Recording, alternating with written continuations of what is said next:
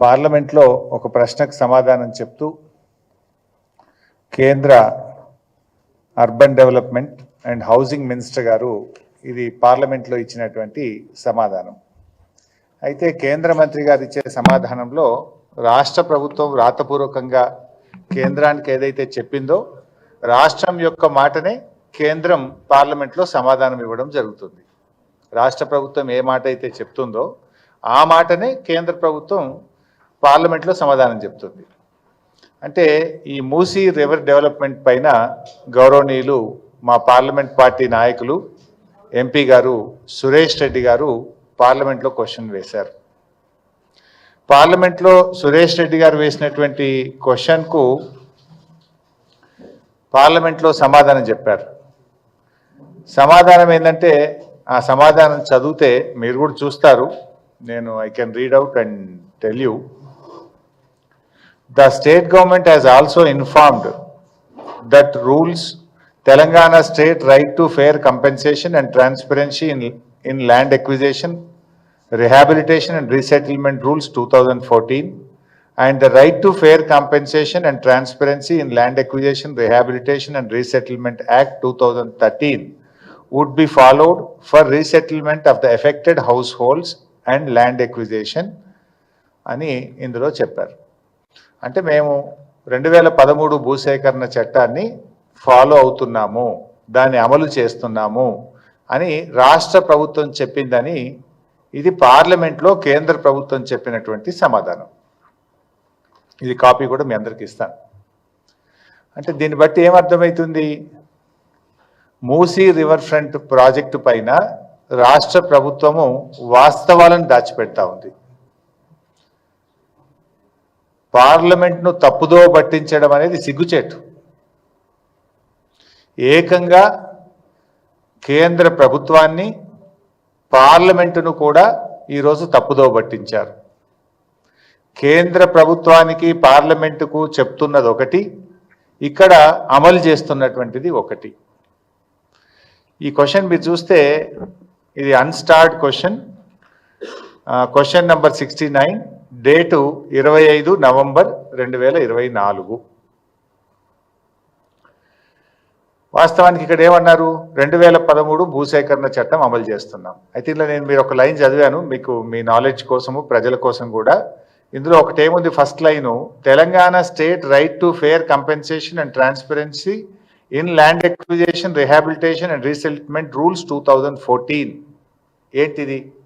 2013 భూసేకరణ చట్టం ఉన్నప్పుడు ఇది రాష్ట్ర ప్రభుత్వం 2014లో మరొక చట్టం తెచ్చింది. 2013 భూసేకరణ చట్టం ఏం చెప్తుందంటే దేశం మొత్తం కూడా తప్పకుండా ఏ ప్రాజెక్టులోనైనా నిర్వాసితులకు ఈ రకంగా ఆదుకోవాలని చెప్పి అప్పటి యూపీఏ ప్రభుత్వం 2013లో చట్టం తెచ్చింది. చట్టంలో చాలా స్పష్టంగా చెప్పారు, ఇల్లు కోల్పోతే ఇల్లు ఎలా ఇవ్వాలి, వాళ్ళ ఉపాధి ఎలా చూడాలి, ఆ కుటుంబాలను ఎలా ఆదుకోవాలి, అన్ని విషయాలు కూడా చాలా స్పష్టంగా చట్టంలో చెప్పారు. చెప్తూ ఇంకో మాట ఏమన్నదంటే, ఏదైనా ఒక రాష్ట్రం ఇంతకంటే మెరుగైన చట్టాన్ని అమలు చేయాలనుకుంటే, ఇంతకంటే ఎక్కువ సహాయాన్ని అందించాలనుకుంటే ఆ రాష్ట్రాలు స్వంతగా చట్టాన్ని రూపొందించుకోవచ్చు అని చెప్పి అక్కడ రాష్ట్రాలకు వెసులుబాటు కల్పించారు. దాంట్లో భాగంగా మన గౌరవ తెలంగాణ తొలి ముఖ్యమంత్రి కేసీఆర్ గారు, ఆయన కూడా ఒక నిర్వాసిత కుటుంబం నుంచి వచ్చిన వాడు కనుక అంతకంటే బెటర్గా మనం 2014 భూసేకరణ చట్టాన్ని ఒకటి తయారు చేసి రాష్ట్ర శాసనసభలో ద్వారా దాన్ని ఆమోదించుకున్నాం. ఎలా బెటర్ అది? 2013 భూసేకరణ చట్టంలో ఏమంటారంటే 121 గజాల స్థలములో ఐఏవై ఇల్లు కట్టి ఇవ్వాలి అని ఉంది. 125 గజాల స్థలము ఐఏవై ఇల్లు. కానీ కేసీఆర్ గారు దాన్ని మన భూసేకరణ చట్టంలో 250 గజాల స్థలము డబుల్ బెడ్రూమ్ ఇల్లుగా మార్చారు. అంటే ఇంటి స్థలం డబుల్ అయింది. ఐఏవై ఇల్లు అంటే ఆ రోజు 1,20,000 రూపాయలు మాత్రమే. మన డబుల్ బెడ్రూమ్ ఇల్లు అంటే 5,04,000 రూపాయలు మినిమం, కొన్ని చోట్ల 5,76 లక్షలు కూడా అయింది. అంటే 1,30,000కు బదులు ఐఏవై ఇల్లు 5,04,000 ఇచ్చాం. 125 గజాలకు బదులు 250 గజాల స్థలం ఇచ్చాం. అదేవిధంగా వేజ్ లాస్ కూడా దానికి కొన్ని స్టిపులేటెడ్ రూల్స్ ఉంటే దానికంటే మెరుగ్గా మనం తెలంగాణ భూసేకరణ చట్టాన్ని ఈ రాష్ట్రంలో తెచ్చాం. అందుకే పార్లమెంట్లో కూడా ఏం చెప్పారు, ఈవెన్ టుడే మన రాష్ట్రంలో మనము 2013 చట్టానికి లోబడుతూనే అంతకంటే మెరుగైన చట్టం 2014 భూసేకరణ చట్టం ఈ రోజు కూడా ఈ రాష్ట్రంలో అమల్లో ఉంది. అది శాసనసభ ద్వారా ఆమోదించి మనం చేశాం. అదే విషయాన్ని వీళ్ళు పార్లమెంట్కి చెప్పింది మంచిగా ఉన్నది కానీ అమలు చేసేది బాగలేదు. ఢిల్లీకి పార్లమెంటుకు చెప్పేది ఒకటి, క్షేత్రంలో జరుగుతున్నది మరొకటి. ఏం జరగాలి? ఏదైనా ఒక ప్రాజెక్టు చేపట్టినప్పుడు ఫస్ట్ ఐడెంటిఫికేషన్ ఆఫ్ బెనిఫిషరీస్, ఎవరైతే నష్టపోతున్నటువంటి కుటుంబాలు ఉన్నాయో వారిని గుర్తించాలి, వారందరినీ కూడా గుర్తించాలి. 2013 భూసేకరణ చట్టం ఇంకో మాట ఏం చెప్తుందంటే, అది పట్టా భూమి అయినా ప్రభుత్వ భూమి అయినా, అది అసైన్డ్ భూమి అయినా, అది ఎంక్రోచర్స్ ఉన్నా, మీరు అక్కడ బతుకుతే చాలు, అక్కడ ఉపాధి పొందితే చాలు, అందరికీ సమానమైన హక్కులు ఉంటాయి అని భూసేకరణ చట్టం చెప్పింది. అది ఎంక్రోచర్ అయినా, అసైనీ అయినా, లేదు ప్రభుత్వ భూమిలో ఉన్న, పట్టా భూమిలో ఉన్న అందరికీ సమానమైన చట్టాలు ఉంటాయనేది ఈ చట్టం చెప్తుంది. అయితే ఏం చేయాలి వీళ్ళు? ఫస్ట్ వాళ్ళను ఎన్యూమరేషన్ జరగాలి. ఎన్యూమరేషన్ జరిగి పిఎన్ నోటిఫికేషన్ 60 రోజుల టైం ఇస్తూ ప్రముఖ దినపత్రికల్లో నోటిఫికేషన్ ఇవ్వాలి. Family wise, structure wise notification ఇవ్వాలి. 60 రోజులు నోటిఫికేషన్ ఇచ్చి 60 రోజుల్లో అబ్జెక్షన్స్ కాల్ఫర్ చేస్తారు. ఆ వచ్చిన అబ్జెక్షన్స్ అన్ని కూడా పరిగణలోకి తీసుకొని ఆ భూసేకరణ అధికారి దెన్ వాటన్నిటిని కూడా సార్ట్అవుట్ చేసి మరొక 30 రోజుల సమయాన్ని ఇస్తూ పీడీ నోటిఫికేషన్ ఇవ్వాలి. సో పిఎన్, పీడీ 2 నోటిఫికేషన్లు అయిపోయిన తర్వాత అన్ని అబ్జెక్షన్స్ను, వాళ్ళకున్న అనుమానాలను నివృత్తి చేసి అబ్జెక్షన్స్ అన్ని కూడా సార్ట్అవుట్ చేసిన తర్వాత then they have to start the process. కానీ ఇక్కడ అసలు పిఎన్ వచ్చిందా? అసలు బెనిఫిషియరీ నోటిఫికేషన్ అయిందా? అసలు డిపిఆర్ వచ్చిందా? డిపిఆర్ లేదు, బెనిఫిషరీని గుర్తించలేదు, ఎన్యూమరేషన్ జరగలేదు, పిఎన్ నోటిఫికేషన్ రాలేదు, పీడీ రాలేదు, పేదల ఇండ్లు కూలగొట్టేసిండ్రు, తీసుకుపోయి డబుల్ బెడ్రూమ్లో వాడేసిండ్రు. వాస్తవానికి చట్టం ఏం చెప్తుంది? ఇది మన రాష్ట్రంలో మేము అమలు చేశాం. కేసీఆర్ గారి నాయకత్వంలో మల్లన్న సాగర్లో కావచ్చు, కొండపోచమ్మ సాగర్లో కావచ్చు, పాలమూరు ఎత్తిపోతల పథకంలో కావచ్చు, సీతారామాలో కావచ్చు, అనేక ప్రాజెక్టులలో మన రాష్ట్రంలో అమలు చేసి ఉన్నాం. ఏం చేయాల్సి ఉంటుంది ఈ చట్ట ప్రకారంగా? First PN, take the objections and sort it out, then go for PD, take the objections and sort it out.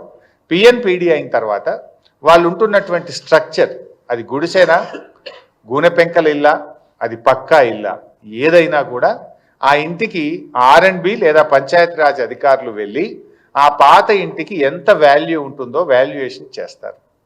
Valuation చేసి డిప్రిసియేషన్ కూడా, ఒకవేళ పాత స్ట్రక్చర్ అయితే డిప్రిసియేషన్ తీసేసి దాని నెట్ వాల్యూకు రెండంతల డబ్బును ఆ ఇంటి యజమానికి ఇవ్వాలి. ఇది జరిగిందా మన దగ్గర? నో. పాత ఇంటికి ఇంజనీర్లు ఎస్టిమేట్ చేసి డిప్రిషియేషన్ తీసేసి నెట్ వాల్యూ మీద రెండంతల డబ్బు ఆ ఇంటి యజమానికి ఇవ్వాలి. This is number 1. Number 2, wage loss. అంటే వాళ్ళు ఉపాధి కోల్పోతారు. నిజంగా మూసీలో ఎవరి ఇండ్లు పోయినా ఎక్కువ ఎవరి పోతున్నాయి ఈ నిమిషానికి? వాళ్ళు ఇనుప సామాన్ అమ్ముకునేటోళ్ళు, రోళ్ళు తయారు చేసేటోళ్ళు, లేకపోతే ఏమంటాము గొడ్డళ్ళు, కత్తులు, వాటిని పదను పట్టేటువంటి వాళ్ళు, లేకపోతే అక్కడ ఉండే ఇళ్లలో పనిచేసుకునేటువంటి వాళ్ళు, పాత సీసాలు ఏరుకునే వాళ్ళు, పాత బట్టలు అమ్ముకునేటువంటి వాళ్ళు, ఇలా చాలా అత్యంత పేదలైనటువంటి వాళ్ళు, ఆటోలు నడుపుకునేటువంటి వాళ్ళు, రిక్షా పుల్లర్సు, హమాలీసు, హోటళ్లలో పనిచేసేటువంటి వాళ్ళు, ఇట్లాంటి వాళ్ళు కడు పేదలు ఆ ప్రాంతంలో నివసిస్తున్నారు. మరి ఆ పేదలకు పాత ఇంటికి నువ్వు డబ్బులు ఇవ్వలేదు, నెంబర్ 1. Number 2, wage loss. మన 2014 భూసేకరణ చట్టం ఏం చెప్తుందంటే, ఆ ఇంటిలో పెళ్ళైనటువంటి వాళ్ళు ఎందరుంటే అంతమందిని కుటుంబాలుగా గుర్తించాలి. పెళ్లి అయినటువంటి వాళ్ళు ఆ ఇంట్లో ఎందరుంటే అందరినీ కుటుంబాలుగా గుర్తించాలి. ఒక్కొక్క కుటుంబానికి 7,50,000 రూపాయల వేజ్ లాస్ 1 టైం సెటిల్మెంట్ కింద ఇవ్వాలి. నెంబర్ 2. నెంబర్ 3, ఆ ఇంట్లో పెళ్లి కానటువంటి 18 సంవత్సరాలు నిండినటువంటి అమ్మాయి కానీ అబ్బాయి కానీ ఉంటే వారికి ఒక్కొక్కరికి 5 లక్షల రూపాయలు ఇవ్వాలి. నంబర్ 4, ఇంట్లో పెళ్ళై ఉన్నటువంటి వారందరికీ ప్రతి ఒక్కరికి 250 గజాల స్థలము మరియు డబుల్ బెడ్రూమ్ ఇల్లు ఇవ్వవలెను. డబుల్ బెడ్రూమ్ ఇళ్లతో పాటు ఆ ఇంటికి నల్లా connection, current connection, drainage, roads, hospital, ANM sub centre, post office, అన్ని దేవాలయము, చర్చు, మసీద్, అన్ని వసతులతో కూడినటువంటి కాలనీని యాజ్ ఇట్ ఈజ్గా నిర్మించి ఇవ్వాలి.